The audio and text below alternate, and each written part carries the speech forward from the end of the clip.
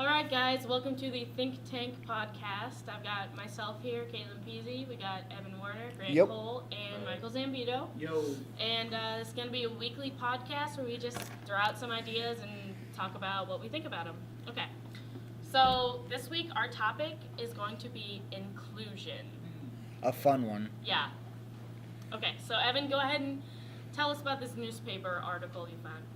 So this girl recently, there was an article written about her, and apparently she's on the football team.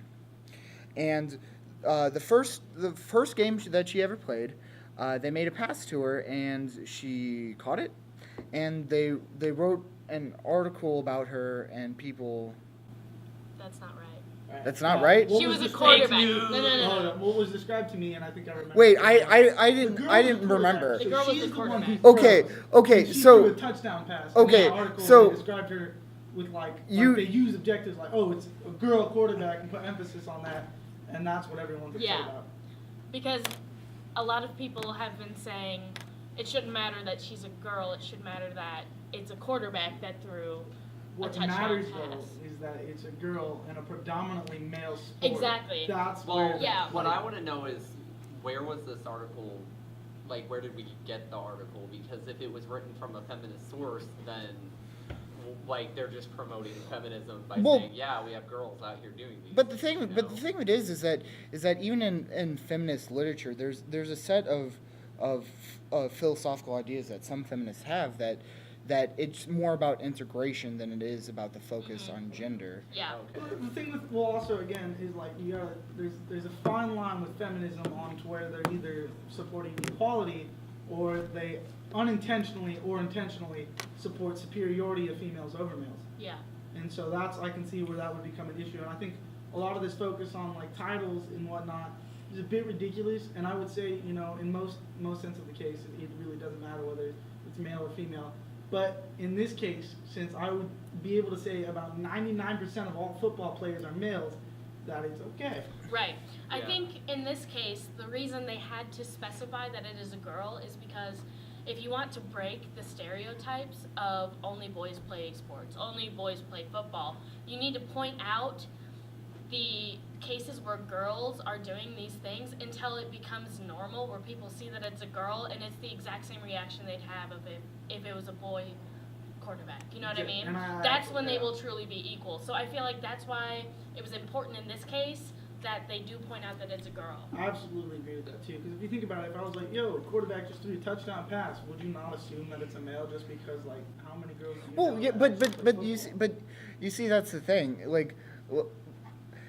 The reason you assume it's male is not because you're sexist, because it's not because sport. you're sexist. Because how many women can you think of off the top of your head that are on a football team? None in the entire GC conference. Right. Exactly.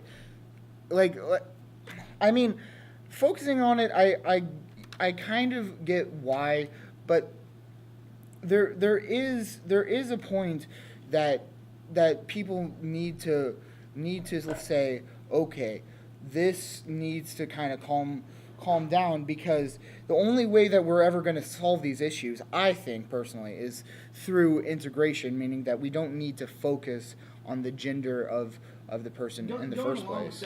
Could they have not just used the quarterback's name to explain that?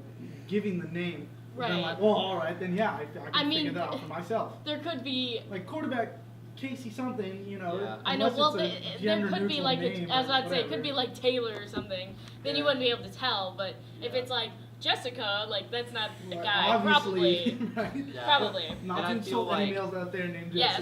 Jessica. I feel like with a lot of big movements, though, whenever it starts, there's always a lot more coverage of it until it gets to a point where it's just so commonplace that they start to ignore it. Like Evan said, there's a point where you say, okay, this has been happening for so long now that it's just sort of normal. There's no reason to go, wow, go Yeah, so quarterback. I feel like at the beginning, since it's a newer thing, air quotes, then you do need to cover it to that it's a girl to the point where it becomes normalized. And the unfortunate thing in this case is I just don't see it becoming normalized because it's just it's natural for men to be in a sport like football. Right. Like with basketball, I completely understand, but with football, men are naturally just more muscular. They're more prone.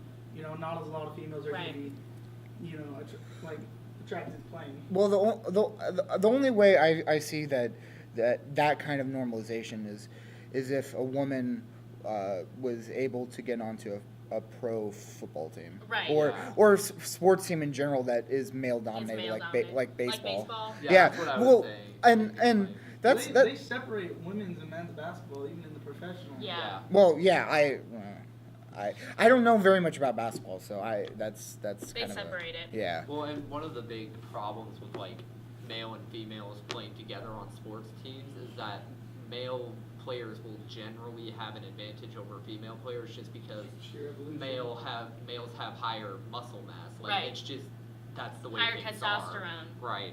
They're So- genetically and biologically, it's like, it's they're easy. added engineered to do Right. physical things. Exactly, and women aren't, it's not that they can't do physical things and they can't get to that level, but it takes a lot more work. And Right. if you were to balance it that way, some people might argue that it's like, it's unfair, like almost like someone taking steroids.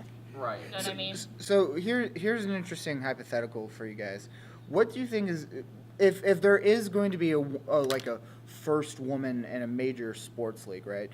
What sport do you think that will be? I would assume baseball. Yeah, Yeah, I would too. Yeah. Baseball is or not- soccer. Because I think they separate female and male soccer. They do. Yes, they do. But that doesn't entirely make sense to me because I know a lot of females are pretty much equal on speed, Mhm. and that's Yeah. what a lot of It soccer won't be requires. it won't be a physical contact heavy sport. It'll be Yeah, more of like a skill. and that's why speed baseball sport. because Right. again they're really fast. They can go for catches, dives, and they can run just as fast along the bases and hit Right.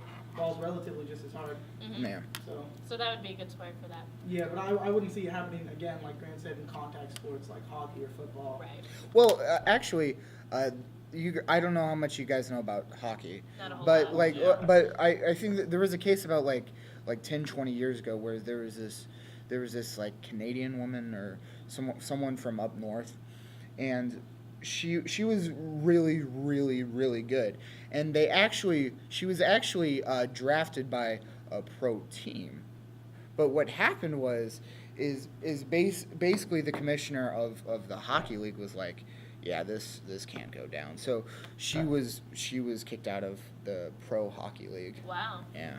Yeah, I that's think that would have gotten a bit more headline. I kind of remember. Well, this hearing was in about the it. '90s. This was in the '90s, Yeah. No, though. all right then, fair enough. Yeah. We're not as progressive as 2017. Right. Yeah. All right, so another topic of Inclusion. So recently, MTV has decided to get rid of, in their awards ceremony, to get rid of like categories such as best male artist and best female artist, and instead they substituted it for just best artist. What do you guys think about that? Well, I mean, is that the only thing they did it in, or because like to an extent, there's like a. That's fine. in my In opinion. that, yeah, exactly. That's fine, but there are certain things where, I don't know.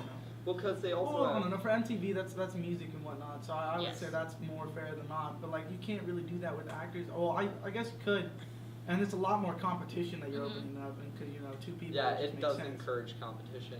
But on like the acting side, there's really like a lot of differences between male and female roles in movies Right. and whatnot. So I can see why It's- they yeah. still keep them separate in that Mhm. regard. It'd be hard to quantify, like, oh, you know. Well, especially since women, like men and women, for obvious reasons, act in different roles, Right. right? You know. Also, like for me, it's like, oh, okay, you didn't include it. That's cool, but I mean, there wasn't anything sexist about giving one to one and one to the other. Right. Yeah. Well, I have a question for you. What happens if, since they've now merged best male and best female artists together, what happens if, say, a man wins 10 years in a row? Well, that's I think That's that's- absolutely a possibility, just like with the Oscars, and a lot of people will blame it on sexism or racism. Mhm. But again, it's just sheer chance. And, Yeah, like, it's just whoever does the best. Like, well, and again, it's with the judges. And if are you about to talk about the Oscars? well. Because I was like, in the Oscars defense, it's not the people who pick the nominees. It's really the directors who cast roles. How many African Americans are actually given the chance at a role that can win an Oscar because people who cast are simply biased themselves. Well, I mean, as far as the Oscars go, I mean I think a little bit of a different situation because the voting pool for the Oscars is chosen by, if like for example, if you've won an award as an actor, if you've won an Oscar, you're a voter for the Oscars for life. Oh. And for That would make for it biased. for minor things like sound editing and other stuff like that, you can what they'll do is if you don't vote in the next 10 years after you get your award, you can't vote anymore. So that's one of the major issues that came out of that controversy, was because obviously, like you said, there's not many black people that have won Oscars because they haven't been given the proper roles necessarily. But then it kind of perpetuates itself just by natures of the way the rules work. Because especially if they merge the roles into all those ways, then it's just a cycle of people vote for people that are like them, and then it just keeps doing that until you end up with almost. Well, I mean, and to the side of that is, yeah, I see it's true, which I guess is why the public, not public, the coverage of it, media coverage, is a good thing, because maybe that'll influence the primarily white voters to vote for roles that they see are worthy, try and see past the veil of racism, and in which case, hopefully that'll keep perpetuating itself until the pool is relatively even. Well, there is a good thing that came out of that whole situation, which was that last year they changed the rules. So they're going to try to change the rules so where they have an equal amount of footing for race by 2020 or something. But see, then again, that doesn't. I mean, I guess if you do the voting poll that way, that makes sense. But it's then you're just turning everything into this many to this. You don't need to base it off ethnicity. The fact that it shouldn't be a problem. It shouldn't. The fact that you need to make it to where it's fair means that means there's still you're not avoiding racism, you're just making racist equal. It's Okay. If you think about it, all right. So I get that. I get that. African Americans, 50% white people. Well, then what? No Mexicans are ever no. So then eventually you're gonna try and be giving it to where it's equal ethnicity throughout, so you can meet and it doesn't cure the problem of being prejudiced or racist, because you still have that many people who would rather not. Yeah. It's just now you have an equal amount who rather would. Yeah.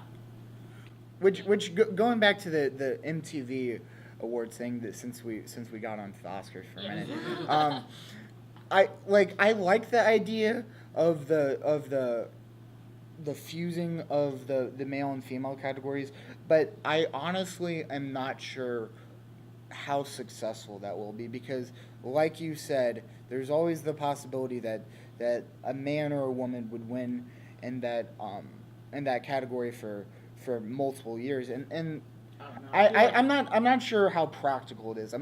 I don't know very much, but I'm not sure if they have any safeguards. I feel for that. if a woman would won 10 years in a row, not as much media coverage would be on about it as if instead a man won 10 years in a row. Yeah. That's just the way it works. And of course that's because the bias right now is against women overall, predominantly. Right. But I don't know. It is tough. Yeah. It's not a guarantee that it'll work. And first year so far, the man was the best artist. Of course he deserved it, but it is a hard call.